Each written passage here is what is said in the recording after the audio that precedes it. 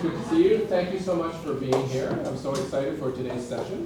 I'm here to introduce our presenters. So we have Caitlin, who's our teaching and learning coordinator, specifically to do with math and science, but our focus this year is definitely on math. And we also have Megan Holstrom, who is a math consultant, but I learned that actually she was here in Caitlin's role many years ago. It's so great that she knows our school. She keeps coming back with keeping her grounded. There's one thing that we want to talk about is obviously math in the elementary, specifically what we do, and we're so excited about it, to talk a little bit about what we do, but also kind of the trends and the thinking about math education nowadays. So thank you for being here, and I hope you enjoy. Good morning, everybody. Yeah, I saw some of you go, oh, so if you have kids that have been here, and have been here, maybe are now middle school kids. I was in Caitlin's role from 2014 to 2017. And at that time, I was doing some of this work, and then after I left, I just went full-time in this work. And Jean and I have an interesting connection as well. I now do some of the same work with Hong Kong International School, which was Jean's previous school. And that's often how my work happens. So just a quick little bit about me. I do this work with schools in a partnership. So there's always somebody in Caitlin's role or like Caitlin on the school side that's holding all the work, and then I come in and do some deep work. Maybe the role that I have, which is the role that I had this week and last week with teachers, is doing some lab sites. We'll talk about that. And then when I'm gone, there has to be somebody keeping all the work going, and that's the role that Caitlin might have, the leadership has, and those sorts of things. I do work with schools all over the world. I work deeply in this region. I worked with ACS Abu Dhabi for 5 years. I'm working next door at DAA. I literally leave here this morning and go teach first grade at DAA later this afternoon. I work in Southeast Asia quite a bit, and East Africa quite a bit, and home is sort of Spain and California, so I'm still very involved with the National Council of Teachers of Math back in the States. So what that means is I have an interesting perspective. I can talk about what's happening in international education, and I can talk about what's happening in basically what we would call North American, but I know as an American it can come across as the national education system in the States. I always worked in independent schools in the States, which look a lot like these schools internationally. I did not work in the public system. So my background in teaching also comes from similar schools. So you'll hear a little bit more about me as we work together today, but I'll be walking back and forth. And I'm a mover, so I've been told to stay here, so I'll try my best to stay in the middle. Here are some of our guiding questions and the way in which we're going to learn together today. So we want to look at the what, why, and how of math education. So we're going to look at math learning today in our classrooms. We're going to take you through some mathematics so you can experience what it might look like for your child. And then we want to talk about why we're teaching in this way, and that's going to be a little bit of what's happening in the world of math education and has been happening for some time. This isn't new, it's not something changing. You're not the first school trying it on. You're in a space of always looking at that current research and really thinking about what kind of learner are we putting through the system and eventually into the world, and what skills and attributes do we want those learners to have. And then we're going to go through some of the mathematics that will really explore how do we reach and teach all learners. So what does it look like to differentiate? Sometimes that word can get overused. It's sort of extending when we need to extend, supporting when we need to support, making sure we're all hitting that critical work of the grade levels. So before we get started, just out of curiosity, how many of you have an early years student at this school? And what about those of you that have maybe a first or second grader at this school? Third or fourth? Fifth? A middle school student? Anyone with high school kids here? Yeah, so we got the whole gamut. And I usually work K-12, so even though Caitlin and I are focusing deeply on elementary, we are also having conversations about the 6-12 program. So that's typical in the work that I do, is we're looking at the whole teaching and learning continuum. So we're going to dive into some of this. We will come back to these questions at the end, and we'll leave space for you to give us some feedback.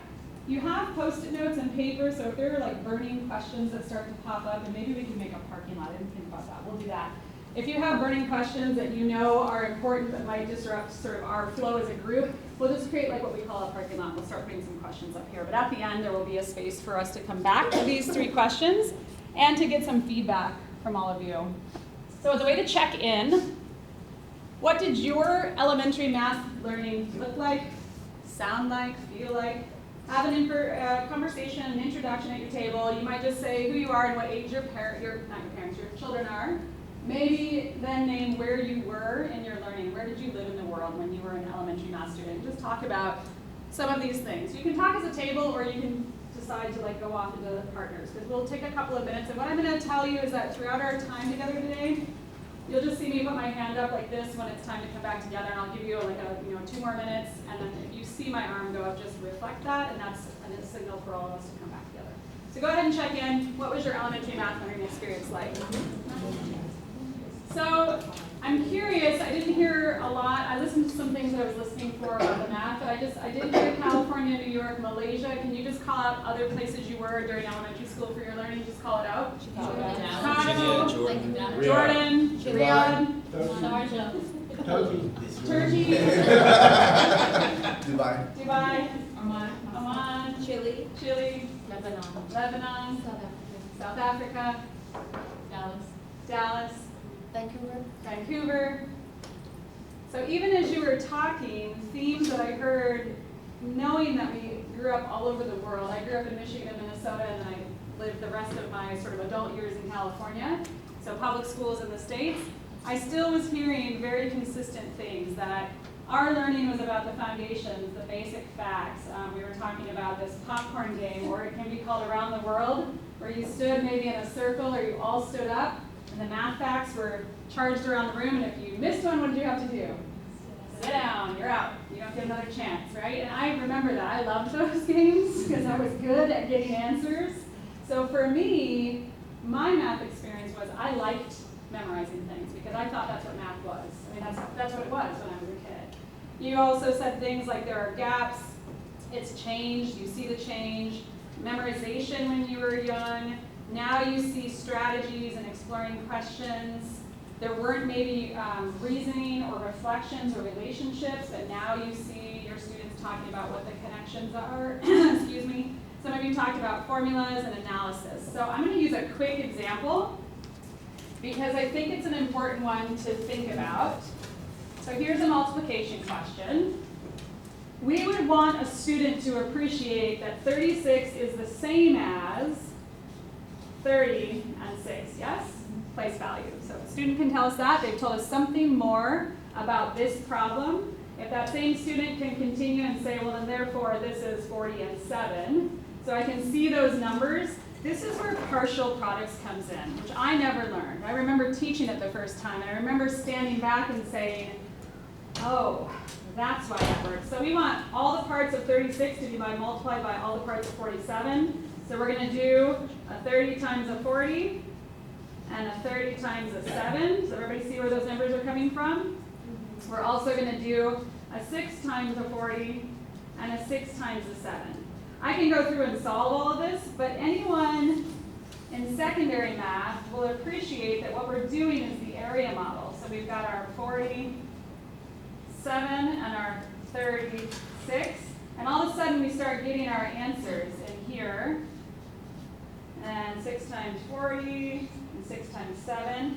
This is going to come back for a 4th grade learner in middle school and in high school. When they have to make sense of area models, they have to distribute, which is what they're doing, and factor. So while this to us may feel like a headache, like we didn't do it that way, we just did 7 times 6, 42, carry the 4, can't tell you why, but I'm going to put 4 up here. 7 times 3 is 21. Plus that 4, put a 0. Sometimes people were told to put a smiley face. It's like, please don't do that. Like, that doesn't mean anything. There's a placeholder. We want kids to know the algorithm, but we build the algorithm from all of this conceptual.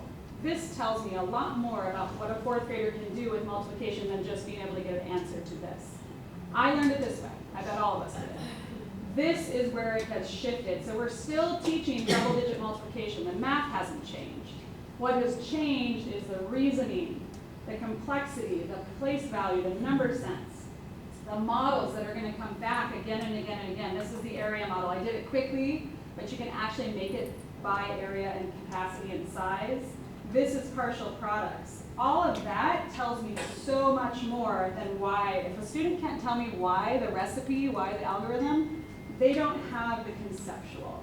So that's why you see things like this that may for you as a parent feel like, oh, why are they doing all this extra work? And if you, the parent, need to teach mom or dad's way, call it that. We talk about multiple strategies. Your strategy is a strategy. Feel comfortable saying to your student, this is how mom does it. This is how I learned it. And just talk through the steps, because this isn't wrong.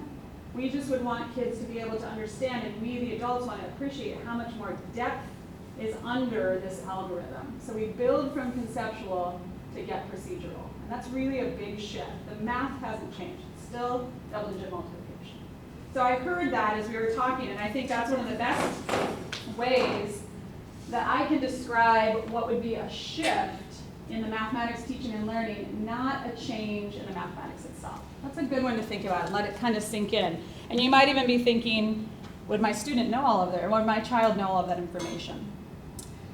So here's some other examples. Maybe, I know this is what my school looked like, desks and rows. The front was sort of where the teacher was teaching and giving all of the information. What we would call that sometimes direct teaching.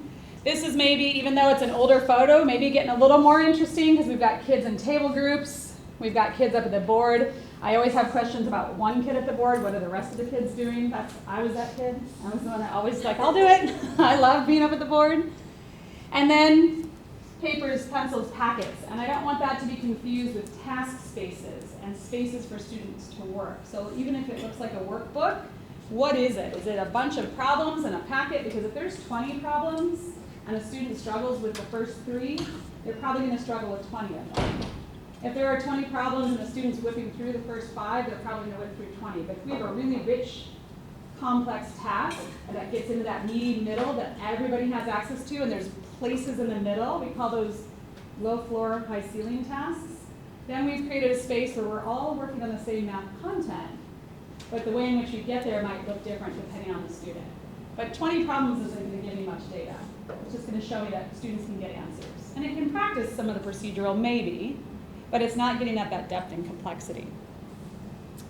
These are 2 of my favorite pictures because when I was here at Dubai at ASD, that hallway that goes down past the admin out to the parking lots in the back area, there's all those great pictures over the years. Everybody know what I'm talking about? So when I was working here, they were doing kind of the archives, and I started to look through yearbooks. So these are ASD photos, and I love them because even though kids are in desks and rows, and I'm going to guess 70s because it's black and white, maybe 80s, I don't know, they're using Cuisenaire rods. These little math manipulatives are probably the best representation for fractional thinking and relationships between fractions. So I was like, oh my God, so I took a picture of the yearbook. I was like, here they are in whatever decade, 70s or 80s, working, figuring, they've got some type of task, and then these kiddos are looking at a hundreds grid, and they're working together is my assumption.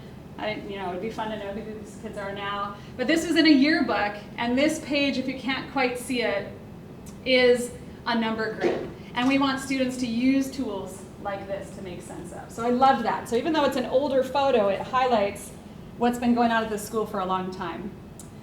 And then this was last week in grade 4. So this is what we call a lab site. So I did the teaching as a way to demonstrate or be the model for teachers to learn from. So we had 3rd, 4th, and 5th grade teachers in, and we were running through the same activities you're going to experience today. So you're going to get an idea of what it looks like to be in the whole group lesson, which is where they started, which was on the carpet. What does it look like when you go back and work on tasks? And what does it look like to be in those partnerships and think spaces? When do we talk as a whole group? And then what kind of things do we do as the teachers to pull the student learning forward? Are anybody's kids in these pictures, 4th graders? So this was one 4th grade class, but we did these lab sites over all grades 1 through 5.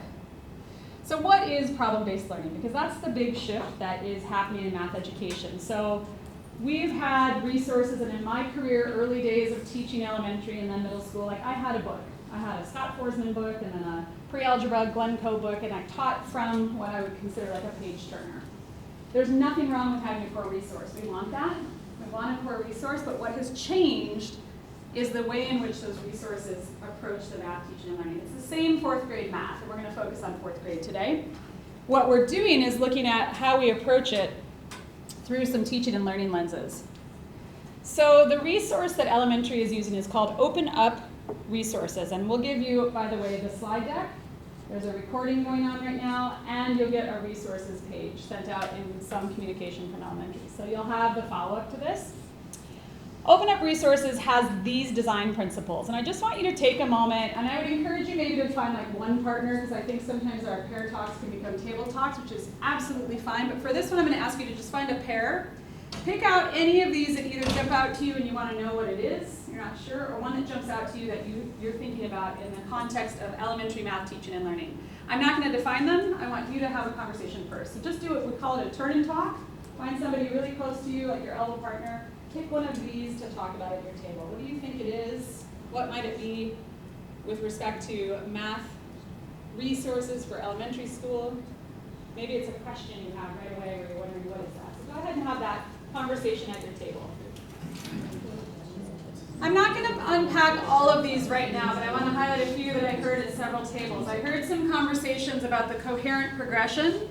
So the nice thing in math education, and again, anything that I sort of drop into this space, we'll make sure it comes through in a resource list, but the Common Core did something for us. It created a coherent progression across K-12, and what that means, today we're going to do fractions. There is a progression of learning that has to do with complexity and rigor in fractions that begins in grade 3 explicitly, but it starts like in kindergarten. They start talking about shares and halves and if it's a fair share. But 3rd, 4th, and 5th has what's called a fraction progression. That then sets them up for access and readiness to the high school and middle school progressions that relate to that. So in middle school it would be ratios and proportions. So we have, this hasn't changed in math. It's still the progression of learning, but what we've done is we've gotten more focused on what's the most critical work of the grade level. So there's a leading document both in the progressions work and in the critical work of the grade level. They're sort of interchangeable that lets us know what's the most important work of this grade level. And in that most important work, it has to be rigorous, it has to be complex, there has to be depth and understanding. We're looking, you're going to see some instructional routines and what we talk about with community building, but this has to be connected in those ways. So it's not enough to just know fractions, you have to know the depth of that understanding at that level.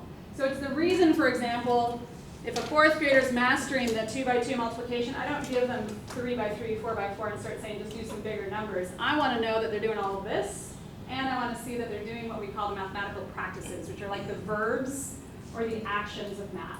So can they critique it?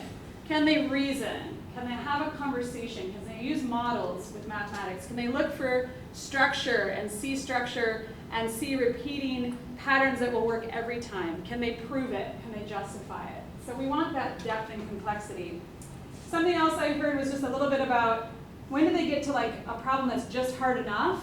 How do we call that productive struggle? So it's the space where the open middle of the tasks that we do, which you'll see today, give all students an entry point. So everybody's invited into the learning, but we don't want anyone bored, and we don't want anybody in tears, right? So that space in the middle is what we call productive struggle, and that's our role as teachers. We're monitoring for that. We're making sure this table's ready to move on, so I'm going to offer them a question that keeps them moving. This table needs some support, so I'm going to offer some scaffolds or some questions to help them continue to access the problem. I'm not going to do the thinking for them. I'm not going to take over the thinking for them. I'm just going to offer questions. And I will tell you, sometimes that drives some kids crazy because they want an answer. I'm like, oh, think about this, and I walk away. And that is a move that has shifted in my own practice. I used to, as an early teacher, heavily scaffold. I would lean in and say, try this. That's not right. Try it this way. Go back here. And I would show them exactly where their thinking was. So what I was taking away was all their authorship and thinking and all those opportunities for the math practices. So a lot of that I heard coming up. We'll talk about some of these other ones as we get into the mathematics. So in our resource, this little bumblebee is the symbol for open up resources. And you get those in the family letters, Caitlin, is that right? They go back out in the family letters each week or each unit. So you'll get sort of an overview, and that will help you link to where we're using our anchor resource. But this is the instructional design. Pretty straightforward, and it's actually an instructional design that works K-12.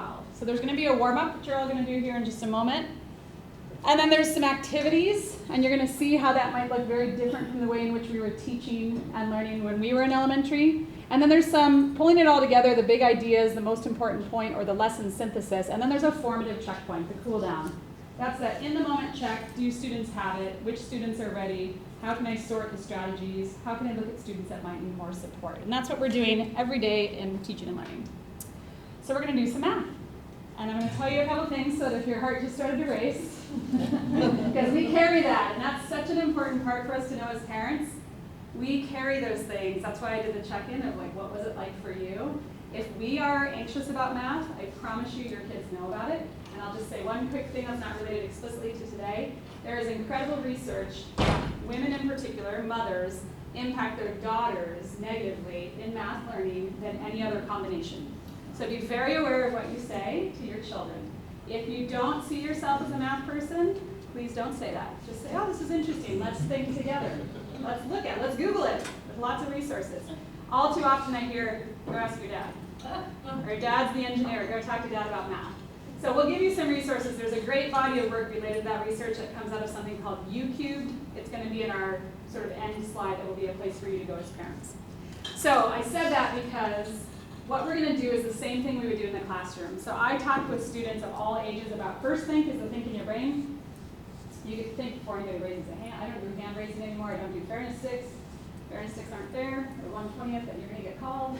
So I don't do any of those things anymore. But I did in my first years of teaching. This is year 25 for me in teaching and learning. So I now have new learning. I now have new understanding. And this is the work we're doing here at ASD too. So the number talk is a way for us to warm up our brains. And the first thing is you get to think without anyone taking your thinking. And then the second thing, and we'll speed it up because we're adults, the second thing is you get to talk to somebody before I even ask for anyone to share out. So that invites everyone in. So if you have a fear of math or you're not sure or you don't have an answer yet, it's okay because we're going to build towards some thinking. So the number talk has to do with familiar numbers. So find the value of this expression in your head. And what I tell students to do is just tap your head. You want to do that? You can do that for me. If you have an answer, tap your head. And I'll just say to students, think on your own. I kind of look around the room and make sure I'm looking at the kids to see are there, some kids are doing this and that lets me know they're like thinking in their brain. So then I would have you just turn and tell your neighbor what's the answer to that, what's the value. Go ahead, tell your neighbors. What is it, everybody? 60. Okay, hold that in your head. A number talk has a purposeful strand of numbers. Here's the next one. Think it first in your head. You can tap your brain if you want. It's really hard in math class for students not to really instantly want to talk. Math is very social. We want to talk about it. Turn and tell a neighbor. And a new stretch. Why is it 120? Tell your table. Talk to your table about it. What did your brain do?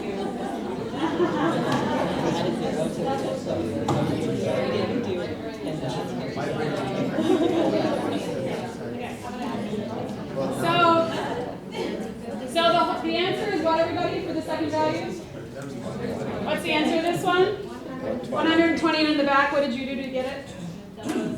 Double the 6, right? So we see a relationship from the 6 to the 12. I would do that in the classroom. I would be listening for the student that has the thinking that I want to exhibit. I would say to the student, would you mind sharing? I'm speeding it up for us. And I would say, okay, student, what did you see? I doubled 6. Oh, so there's a relationship there. Let's see the next one. So think in your head was what we normally do. And then obviously we're adults. We want to talk right away. Go ahead and talk to your neighbors. What's going on in this one?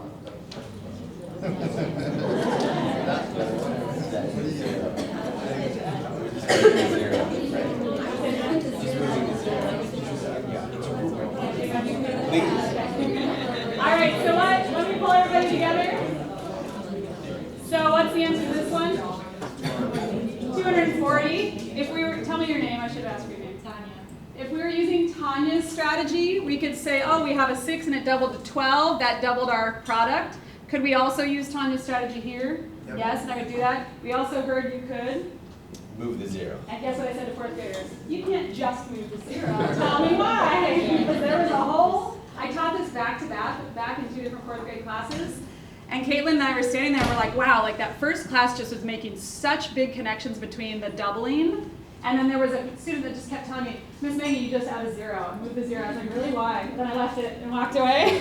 I didn't attend to it. We have to, and I purposely said, can I pick on you? And he said, yes, I could. Yes. So here's the last one. Can I say something? Hold on just a moment. I just want to finish this flow. Here's the last one. Think for just a moment in your head.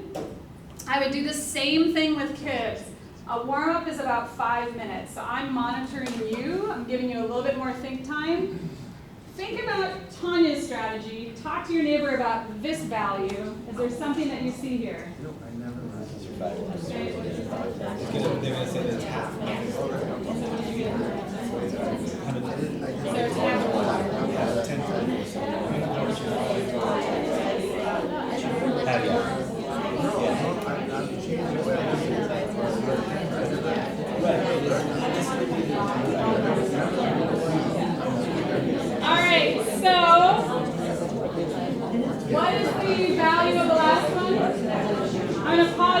a moment. Notice how social math is. You want to talk about learning. This is the human brain, wants to social, talk, think, compare. So what is the value of this one?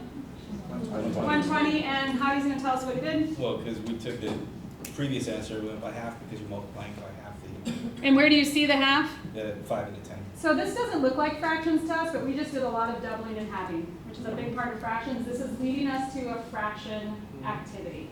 So we have some strategies, and I would use Tanya and Heidi, and I would have, Tanya did halving or doubling, Heidi did halving, so that we can refer back to it for students who might need that stretch or that scaffold to help them think later in the activity. I know you had a thought you wanted to share.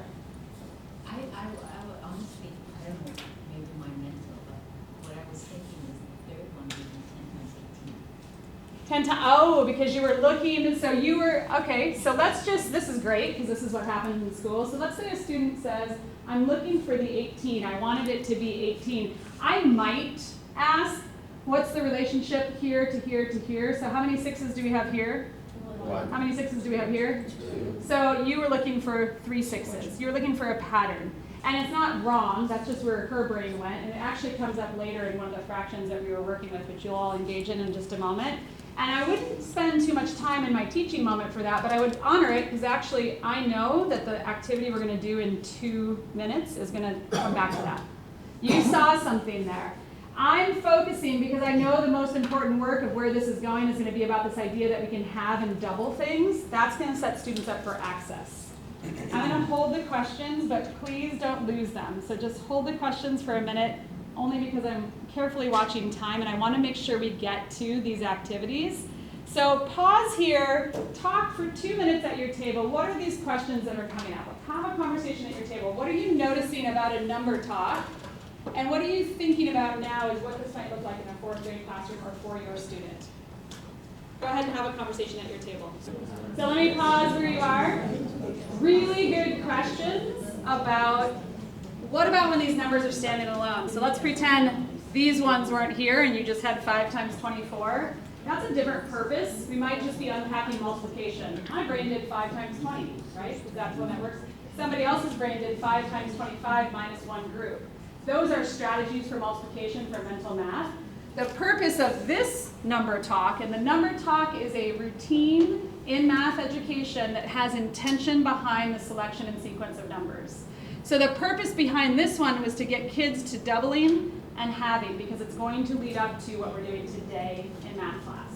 So you have to also think about the purpose behind it. The other thing that came up at the table I was talking to, SAT or MAP test or whatever that standardized external test is, I have to solve this. I hope that students can see the relationship to 10 and do that quick mental math times 10 is super fluid in my head, take half of it. That might be how my brain did it, but if this was a standalone, my brain might also do any of those other strategies, which is why we are such proponents of what did your brain do, what is the strategy, and then what works every time, right? And that's where, and another question that came up was this idea of an array. Remember I said in the area model, I sort of sped it up. I did the numerical representation. You could also have an array in an area model. And if I had this whole chart paper, I could have 6 rows of 7 dots. And they see that. They see that as really 2nd grade and as a focus topic in 3rd grade. I'm going to keep moving us because I want to get us to the experiences around this. So in the middle of our work today, we're going to pause the math and the daily experience for your students and talk about the bigger picture. And some of you are already having those conversations at your tables. Why is this important now? Like, what's happening? What's shifting in math education? Graduating class of 2036. I had to figure that out. I was like, okay, what would be like the youngest learner and what's their graduating class? That blows my mind. I can't think about it that way. What might be important skills for future-ready graduates? So if we think about what that looks like, ASD has their values. They have their mission statement, attributes of learners. So just have a peek at this. This is on the website. You see this in materials. You see the mission around the school. So what does this connect to in our bigger world? So here's the most recent World Economic Forum Top 10 Skills of 2023. What are we looking at in the job place? And some of you are talking about this. You're saying at your work, in your roles, what you do every day. We are estimating all the time. How much gas, petrol is left in my tank? What time is it when my flight leaves? How much time will it take me to get to school and sit in the loop of traffic to get to school? How much is my tip? And guess what they do on restaurant receipts? They tell you, they give you a 10%, 15, and 20, and I'm like, come on, how do we not do 10%? Double it, 10%, have it, whatever you need to do.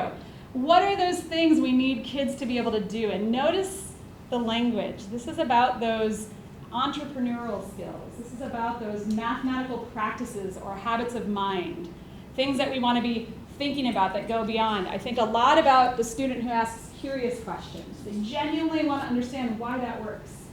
That's different than just help me get the answer, or is my answer right? And sometimes they say, I don't know. It makes kids crazy. They want to know, is it right or wrong? I'm like, I don't know, we're going to come back to that. Let's look at what these things tell us about what we need in the learners today. And this is 2023. We're talking about graduates of 2036. This is the PISA framework. So the International Assessment and TIMSS, the two big ones. We don't focus too much in independent international schools on these tests, but I think it's important to highlight that they just changed their framework in 2022.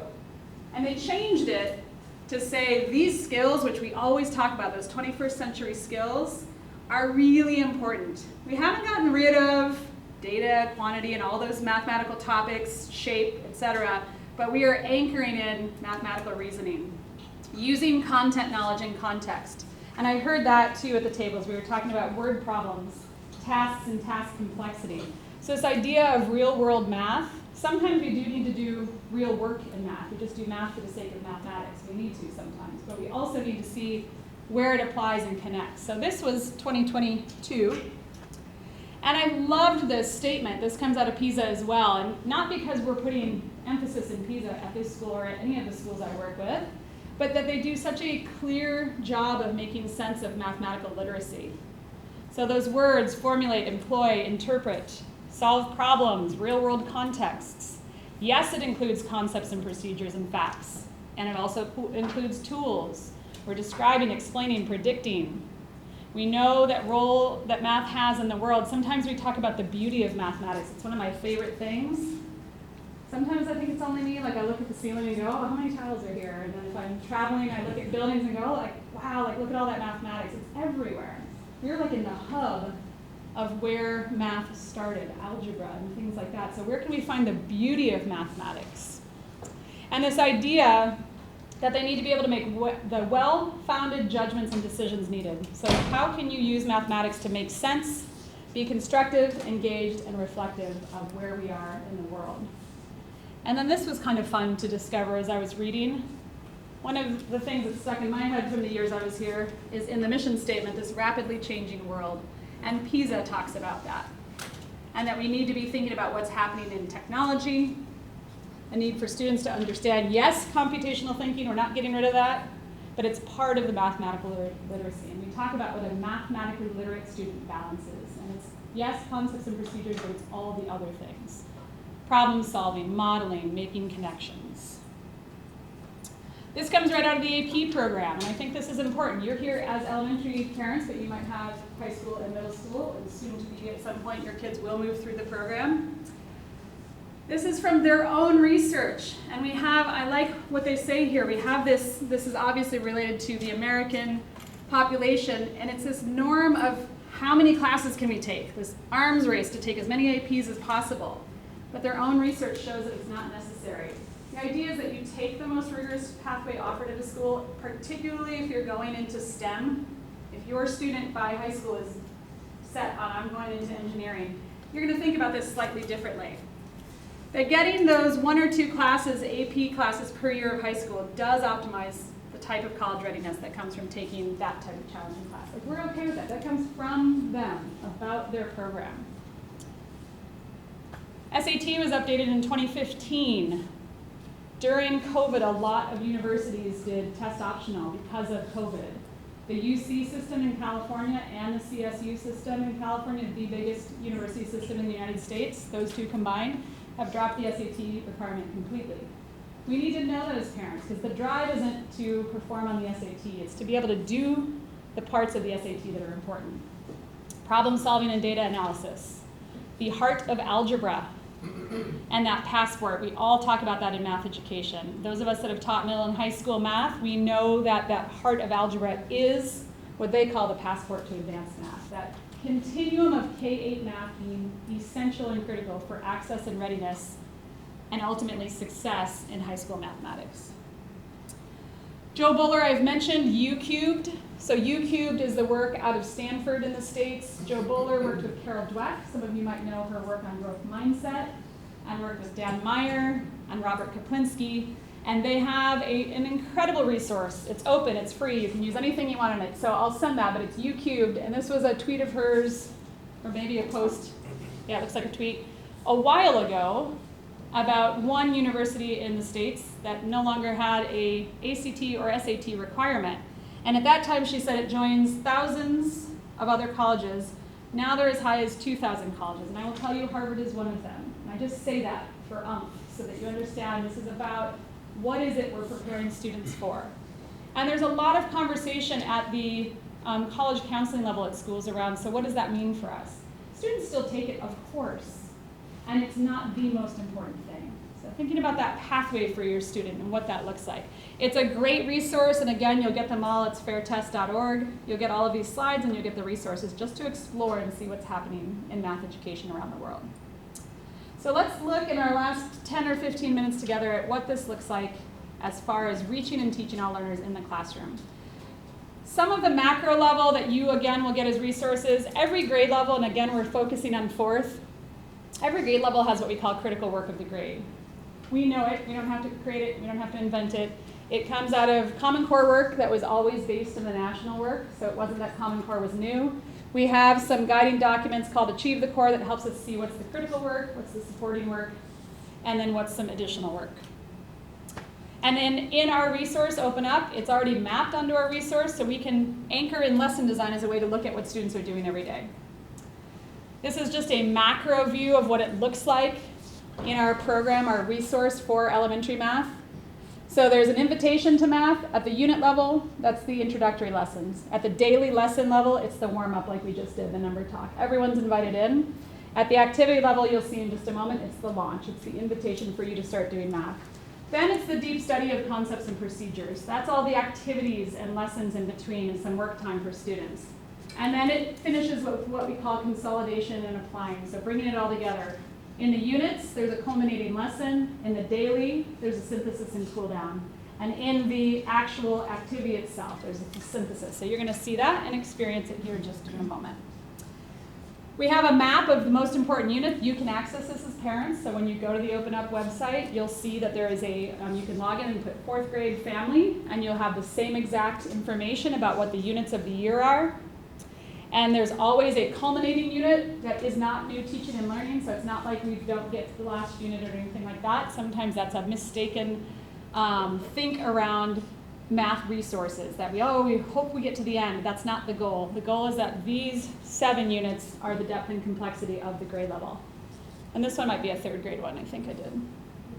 And then we break it down into sections, and then we break it down in a section, and we can look at the most important work, and then the lesson. So we're going to do this together. So we're going to do it the same way. This is the second activity for grade 4. This would have followed for students the warm-up, the number talk. So listen as I read it. Students would have this task in front of them. For our purposes today, you're just going to scratch work and talk with your neighbors and things like that. You are going to do a first think, which is going to be on your own, and then you'll get to do a second think with a partner. We would say the same thing to kids. So we have Andre, Lynn, and Claire. They are representing 70/100ths on the number line. This is exactly how I would do it with students. Andre says, oh no, we'll need to partition the line into 100 equal parts and count 70 parts just to mark 1 point. Lynn says, what if we mark 7/10 instead?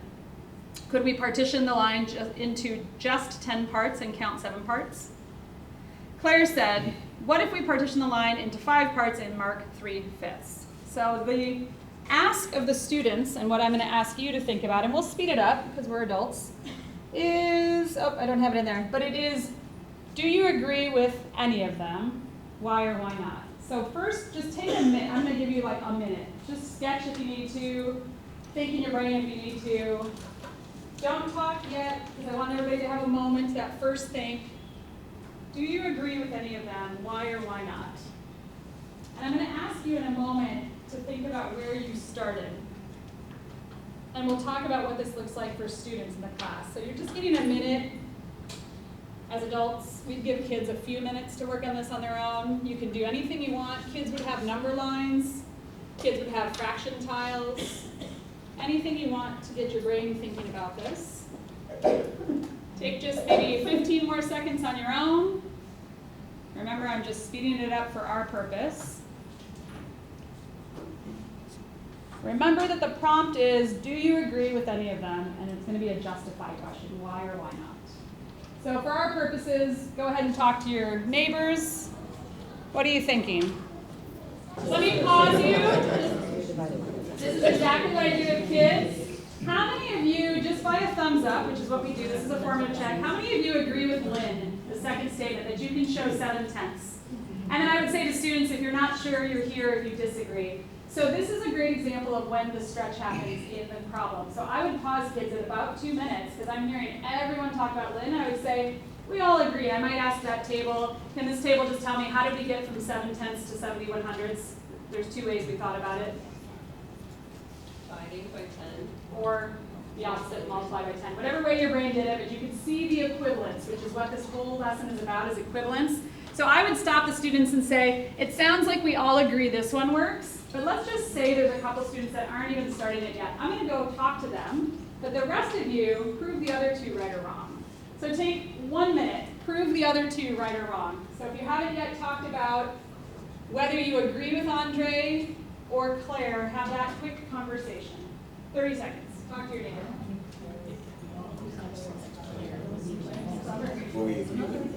And let's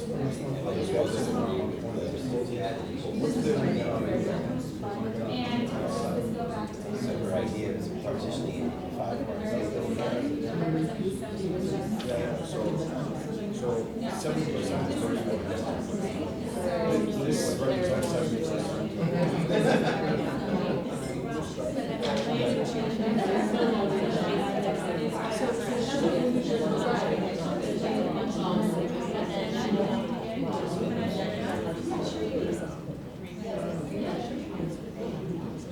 All right, I'm going to pause you.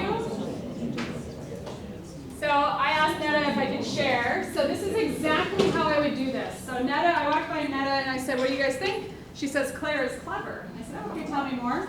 And she had this drawing. Mathematically, it's correct.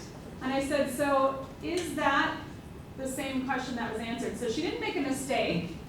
She has the correct mathematics. She has 3/5 is equal to 61/100. But she hadn't yet attended to the question. So then I said, look back at the original question, and she went, oh, so Claire's not correct. So her thinking changed. And we do that with students all the time. We say, when your thinking changes or updates, edit your thinking. I actually ask students to not work in pencil because I want to see their thinking. I don't want them to erase. I do things like, yep, that's right. Now let's compare it to 71/100. So that was a great example, and I would do the same thing in a classroom. I might choose a student whose strategy is right mathematically, maybe didn't exactly answer the question that was asked, but I might also choose students who went through and just said 3/5 does not equal 71/100. This is all about equivalence. Is Andre wrong? No. No, he's right. Is it the most efficient? No. No, because we have what Lynn said. So I would want a student to appreciate that those 2 can be compared. And that would be it. But during the activity, I'm monitoring for all those things. I'm helping students edit, update their thinking. I'm helping students that are maybe not starting yet. And I'm stretching the students by saying, in that 3 minutes, everyone talked about Lynn. Can you also justify and critique the other 2? And then I close it, because I noticed that almost all of you are ready to move on. There might be some students that aren't quite ready yet, but I know as the teacher where we're going next. And where we're going next is going to be another opportunity, and I'm going to speed it up because I want to honor our time, but I want you to experience it. I need to be okay in the complexity of this task to move the group forward so that everyone's getting experiences and exposures at the level that they need, and we're building toward the end of the lesson. And this lesson lives within a group of lessons. So I know students are going to have multiple and varied opportunities. So here comes the second part, and then this would be the whole lesson, and they would have a cool down. I have to speed this up for our time. So we've done that first task. most of you are ready to move on. It's okay for a student who's still thinking about Andre, that's okay. I can leave that there.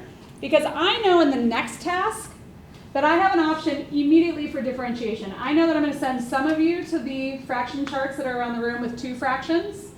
And I'm going to ask you to write a new equivalent fraction, because that's what we're doing. You've got doubling and halving in your brain. You've got times 10, divide by 10 in your brain. You've maybe had some other conversations about what Andre, Lynn, and Claire did. And that's going to be your role, is go to that poster with a partner. Which poster did you go to? A, B, C, D, E, F.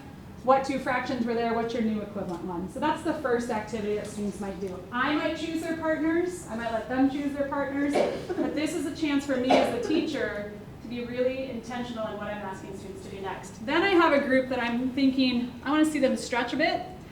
I'm going to send you to the 3 fraction posters, which are around the room. This time, you need to identify which 2 are equivalent and explain your reasoning. And remember earlier, somebody at the back table said, my brain sees 6, 12, 18. It's on one of these charts. So I knew that was coming, so I could have named it knowing that it was coming. We don't have time to do this at length that I would like to do it, but I want to take, for our purposes and to get you up and moving, I want to take 2 minutes. So choose which one you want. There are a lot. They're around the room. There's a couple here behind Jean and Caitlin. There's one on the back side of the camera wall, and there's 1, 2, 3 here. Just, you can look from your table if you want, but if you're somebody that wants to go stand and talk, maybe as a table, if you could just look around and choose one. Remember that the 2 is just telling me what's a new equivalent fraction. The 3s are the stretch. Look at those 3 and tell me which are equivalent and why. So just have that conversation for our purpose and our timing. Just talk from your tables. Maybe pick a poster to look at. I'm going to pause you. I know I'm speeding up the time, but I want to just highlight what students might do. So I'm going to pause where you are in your thinking. I chatted over here at this table. This is that question that came from the back table earlier. And I don't know who's sitting next to Tanya, but whoever's sitting next to Tanya. Tell me your name.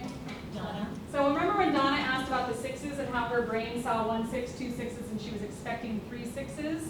So that might be a student that I say, go to that poster, because her brain was already thinking that way. I talked to this table, I said, are they equivalent? They said, yes, it's just times 3 times 3. And I said, okay, what's a new equivalent? And they said, just do it times 2 times 2.